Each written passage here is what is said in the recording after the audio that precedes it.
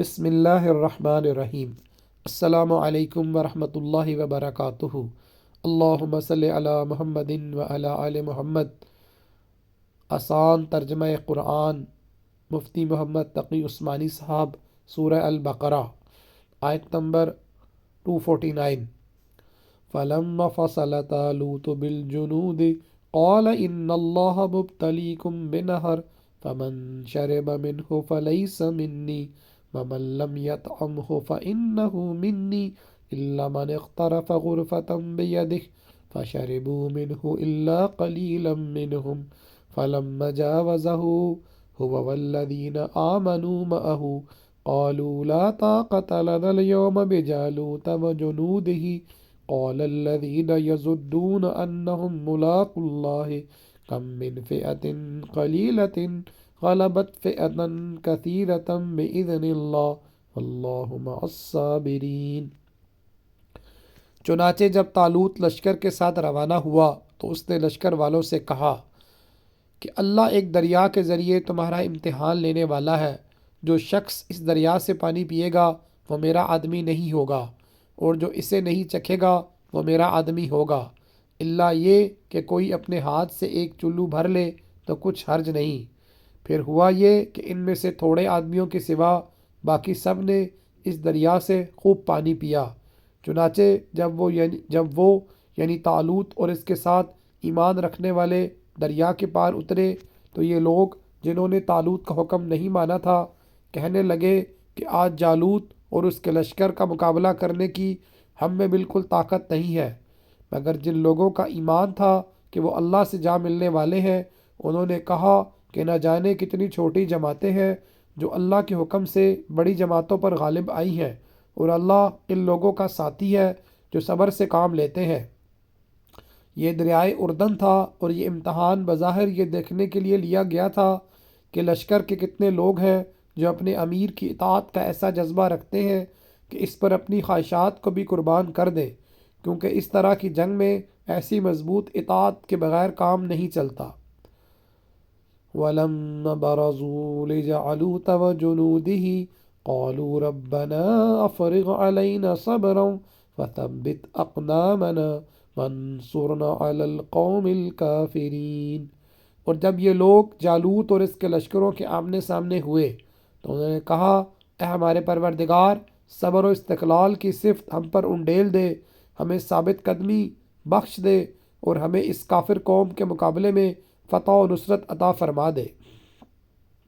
فَهَزَمُوهُمْ بِإِذْنِ اللَّهِ وَقَتَلَ دَاوُودُ جَالُوتَ وَآتَاهُ اللَّهُ الْمُلْكَ وَالْحِكْمَةَ وَعَلَّمَهُ مِمَّا يَشَاءُ وَلَوْلَا دَفْعُ اللَّهِ النَّاسَ بَعْضَهُم بِبَعْضٍ لَفَسَدَتِ الْأَرْضُ وَلَكِنَّ اللَّهَ ذُو فَضْلٍ عَلَى الْعَالَمِينَ۔ چنانچہ انہوں نے اللہ کے حکم سے ان جالوت کے ساتھیوں کو شکست دی، اور داؤد نے جالوت کو قتل کیا، اور اللہ نے اس کو سلطنت اور دانائی عطا کی، اور جو علم چاہا اس کو عطا فرمایا۔ اگر اللہ لوگوں کا ایک دوسرے کے ذریعے دفاع نہ کرے تو زمین میں فساد پھیل جائے، لیکن اللہ تمام جہانوں پر بڑا فضل فرمانے والا ہے۔ جالوت دشمن کی فوج کا بڑا قوی ہیکل پہلوان تھا۔ سموئیل علیہ السلام کے نام پر جو پہلی کتاب بائبل میں ہے، اس میں مذکور ہے کہ وہ کئی روز تک بنی اسرائیل کو چیلنج دیتا رہا کہ کوئی اس کے مقابلے میں کے لیے آئے، مگر کسی کو اس سے دو بدو لڑنے کی جرأت نہ ہوئی۔ داؤد علیہ السلام اس وقت عمر نوجوان تھے، ان کے 3 بھائی جنگ میں شریک تھے، مگر وہ چونکہ سب سے چھوٹے تھے اس لیے اپنے بوڑھے والد کی خدمت کے لیے ان کے پاس رہ گئے تھے۔ جب میدان جنگ شروع ہوئے کئی دن گزر گئے تو ان کے والد نے انہیں اپنے 3 بھائیوں کی خبر لینے کے لیے میدان جنگ بھیجا۔ یہ وہاں پہنچے تو دیکھا کہ جالوت مسلسل چیلنج دے رہا ہے اور کوئی اس سے لڑنے کے لیے آگے نہیں بڑھ رہا ہے، تو انہیں غیرت آئی اور انہوں نے طالوت سے اجازت مانگی کہ وہ جالوت کے مقابلے کے لیے جانا چاہتے ہیں۔ ان کی نوعمری کے پیش نظر شروع میں طالوت اور دوسرے لوگوں کو بھی تردد ہوا، لیکن ان کے اصرار پر انہیں اجازت مل گئی۔ انہوں نے جالوت کے سامنے جا کر اللہ کا نام لیا اور ایک پتھر اس کی پیشانی پر مارا جو اس کے سر میں گھس گیا اور وہ زمین پر گر پڑا۔ یہ اس کے پاس گئے اور خود اسی کی تلوار لے کر اس کا سر قلم کر دیا۔ یہاں تک بائبل اور قرآن کریم کے بیان میں کوئی تعارض نہیں ہے، لیکن اس کے بعد بائبل میں یہ کہا گیا ہے کہ طالوت یا ساؤل کو حضرت داؤد علیہ السلام کی مقبولیت سے حسد ہو گیا تھا۔ چنانچہ بائبل میں ان کے خلاف بہت سی ناقابل یقین باتیں ذکر کی گئی ہیں۔ بظاہر یہ داستانیں ان بنی اسرائیل کی کارروائی ہے جو شروع سے طالوت کے مخالف تھے۔ قرآن کریم نے جن الفاظ میں طالوت کی تعریف کی ہے ان میں حسد جیسی بیماری کی گنجائش نہیں ہے۔ بہرحال حضرت داؤد علیہ السلام کے اس کارنامے نے انہیں ایسی مقبولیت عطا کی کہ بعد میں وہ بنی اسرائیل کے بادشاہ بھی بنے، اور اللہ تعالیٰ نے انہیں نبوت سے بھی سرفراز فرمایا، اور ان کے ذریعے پہلی بار ایسا ہوا کہ نبوت اور بادشاہت ایک ہی ذات میں جمع ہوئی۔ تِلْكَ آیات اللہ نتلوها علیک بالحق وَإِنَّكَ لَمِنَ الْمُرْسَلِينَ، یہ اللہ کی آیات ہے جو ہم آپ کے سامنے ٹھیک ٹھیک پڑھ کر سناتے ہیں، اور آپ بے شک ان پیغمبروں میں سے ہیں جو رسول بنا کر بھیجے گئے ہیں۔ طالوت بادشاہ کا واقعہ بیان کرنے کے بعد اللہ تعالیٰ نے اس طرف توجہ دلائی ہے کہ حضرت صلی اللہ علیہ وسلم کی زبان مبارک پر ان آیات کا جاری ہونا آپ کے رسول ہونے کی دلیل ہے، اس لیے آپ کے پاس ان واقعات کو جاننے کا وحی کے سوا کوئی ذریعہ نہیں ہے، اور ٹھیک ٹھیک کے الفاظ سے شاید اس طرح اشارہ مقصود ہے کہ اہل کتاب نے ان واقعات کو بیان کرنے میں کہیں مبالغے سے کام لیا ہے اور کہیں من گھڑت قصے مشہور کر دیے ہیں۔ قرآن کریم ان میں سے صرف صحیح باتیں بیان کرتا ہے۔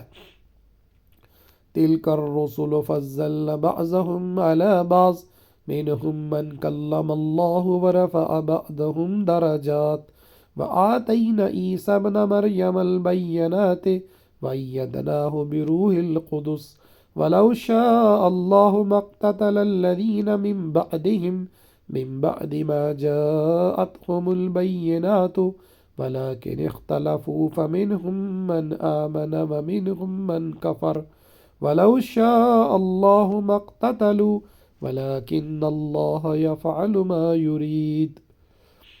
یہ پیغمبر جو ہم نے مخلوق کی اصلاح کے لیے بھیجے ہیں، ان کو ہم نے ایک دوسرے پر فضیلت عطا کی ہے۔ ان میں سے بعض وہ ہیں جن سے اللہ نے کلام فرمایا، اور ان میں سے بعض کو اس نے بدر جہاں بلندی عطا کی، اور ہم نے عیسیٰ ابن مریم کو کھلی نشانیاں دیں اور روح القدس سے اس کی مدد فرمائی، اور اگر اللہ چاہتا تو ان کے بعد والے لوگ اپنے پاس روشن دلائل آ جانے کے بعد آپس میں نہ لڑتے، لیکن انہوں نے خود اختلاف کیا۔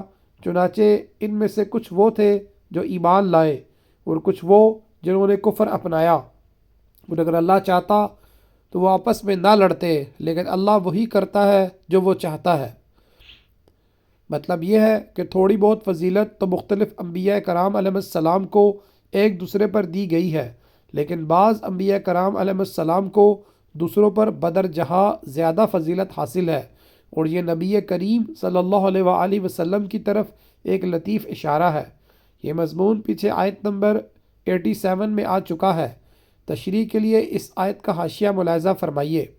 قرآن کریم نے بہت سے مقامات پر یہ حقیقت بیان فرمائی ہے کہ اللہ تعالیٰ کی قدرت میں یہ تھا کہ وہ تمام انسانوں کو زبردستی ایمان لانے پر مجبور کر دیتا، اور اس صورت میں سب کا دین ایک ہی ہو جاتا اور کوئی اختلاف پیدا نہ ہوتا، لیکن اس سے وہ سارا نظام تلپٹ ہو جاتا جس کے لیے یہ دنیا بنائی گئی ہے اور انسان کو اس میں بھیجا گیا ہے۔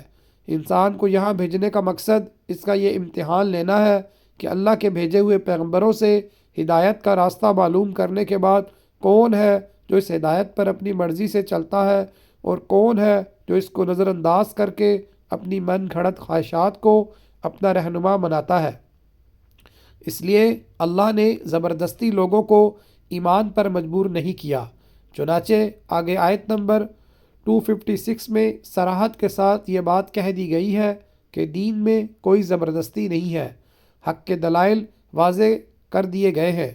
اس کے بعد جو کوئی حق کو اختیار کرے گا وہ اپنے ہی فائدے کے لیے ایسا کرے گا، اور جو شخص اسے نظر انداز کر کے شیطان کے سکھائے ہوئے راستے پر چلے گا وہ اپنا نقصان کرے گا۔ آج کے لیے اتنا ہی، انشاءاللہ آئندہ کے لیے جاری ہے۔ جزاک اللہ خیرہ۔ السلام علیکم ورحمۃ اللہ وبرکاتہ۔